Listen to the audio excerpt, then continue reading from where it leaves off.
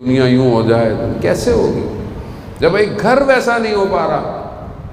میں محلے میں تو اختیار نہیں رکھتا، میں گلی میں اختیار نہیں رکھتا، میں کم از کم اپنے گھر پہ تو اختیار رکھتا ہوں۔ گھر بھی چھوڑ دیں، اپنے وجود پہ تو اختیار ہے میرا یا نہیں ہے؟ لیکن جب میں اسی کی اصلاح نہیں کر رہا تو پھر میں انتظار کر رہا ہوں کہ وقت کا امام میرے گھر آئے گا، کہاں آئے گا؟ جانے موت خدا شناسی، خدا کو پہچانے۔ خدا نہیں ہے آج معاشرے میں، سب کچھ ہے۔ اگر خدا ہو جائے اور انسان کو پتہ ہو کہ کیونکہ شب جمعہ بھی ہے، محرومین کے لیے بھی ایک صلوات بھیج دیں اپنے تمام محرومین کو۔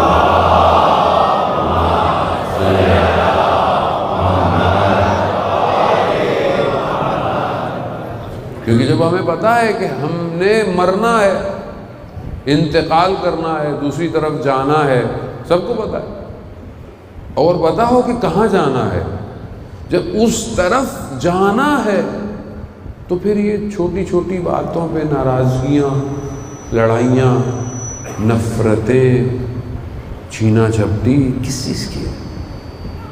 سبقت لینی ہے، آگے بڑھنا ہے، نیکی میں بڑے۔ قرآن کہہ رہا ہے نیکی میں ایک دوسرے سے آگے بڑھو، نہ کہ دنیا کے اندر آگے بڑھو، یہ اس کے پاس ہے تو میرے پاس بھی ہونا چاہیے، فلانے نے مجلس بڑی کرائی ہے تو میں بھی مجلس بڑی کراؤں گا، فلانے نے نیاز اتنی دی ہے تو جب ہم بھی نیاز میں ہی دیں، ہماری تو یہی بھاگ دوڑ ہے۔ اچھی بات ہے آپ دیں، لیکن ایک دوسرے سے مقابلہ کیسا؟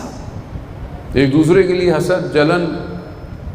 بہو جو ہے اس کو ساس سے مشکل ہے، کسی کو اپنی نند سے مشکل ہے، کسی کو اس سے مشکل ہے۔ وہ یہ معاشرہ اسلامی معاشرہ نہیں ہے۔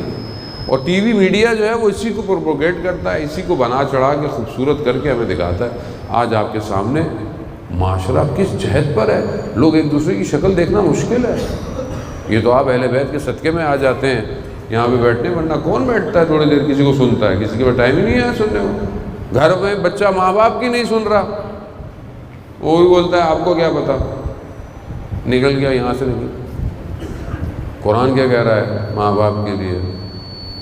اف کا لفظ استعمال ہوا ہے، اور امام جعفر صادق علیہ السلام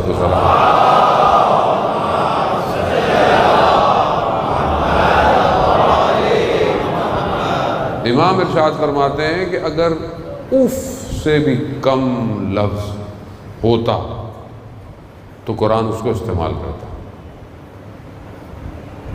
مگر آج بچے ماں باپ کے ساتھ کیا کرتے ہیں، کس طرح بہیو کرتے ہیں، کس طرح معاشرہ فشار کا شکار۔ معاشرہ خود ایک external geopolitics, economical situation, hurdles, تو یہ بہرحال دنیا کا سسٹم ہی ایسا ہے، یہ انسان کے اندر ایک اضطراب پیدا کر رہا ہے۔ یہ اضطراب پھر انسان کے گھر میں نظر آتا ہے۔ گھر مایہ سکون ہونا چاہیے۔ قرآن جہاں زوج کو پیئر کی بات کرتا ہے، کپل کی بات کرتا ہے، تو کہتا ہے ایک دوسرے کے لیے تسکین کا باعث بنے۔ مولا کائنات گھر میں آتے ہیں تو کیا کہتے ہیں؟ جب میری نگاہ فاطمہ پر پڑتی تھی تو میرے سارے غم دور ہو جاتے تھے۔ گھر ایسا ہونا چاہیے نا کہ جب شوہر گھر آئے تو غم دور ہو جائیں۔ یہاں تو بیچارہ گھر آتا ہی نہیں ہے، کیونکہ گھر آئے گا تو غموں میں اضافہ ہی ہونا ہے۔ کہتے جتنی دیر میں جاؤ اتنی اچھا ہے۔ یہ دوسری طرف شوہر ایسا ہے، باپ ایسا ہے، بچے کہتے ہیں اللہ کرے دیر سے آئے۔ وہ یہ نہیں ہونا چاہیے۔ اولاد کے ساتھ دوستی ہونی چاہیے۔ اگر آپ کی اولاد سے دوستی نہیں ہے تو پھر کوئی اور اس کا دوست بنے گا، پھر یہ خراب ہو جائے گا۔ خوب دونوں طرف ایسا ہونا چاہیے، شوہر کو بھی، بیوی کو بھی، اس کا کردار بھی ایسا ہونا چاہیے، اس کا کردار بھی اچھا ہونا چاہیے۔ صدر اسلام کی کتنی مثالیں ہیں جانے محترم۔